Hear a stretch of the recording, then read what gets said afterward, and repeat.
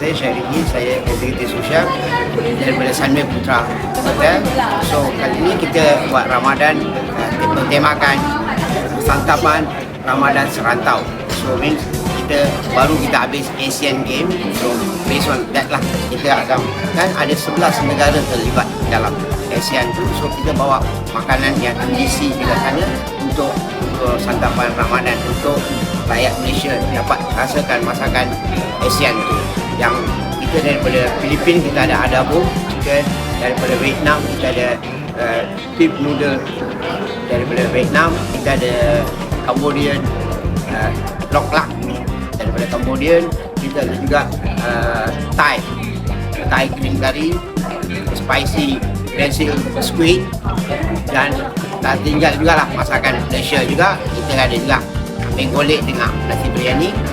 Dan kali ini saya bawa selalunya kita orang masak lemak dengan udang lah, tapi kali ini kita bawa slipper lobster, masakan slipper lobster dengan lemak cili api. So itulah masakannya.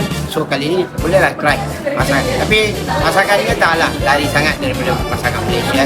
Lebih kurang ASEAN negara pun pakai ramuan yang lebih kurang sama dengan Malaysia juga. So saya rasa tak ada masalah untuk rakyat Malaysia cuba masakan. Memang semuanya enak.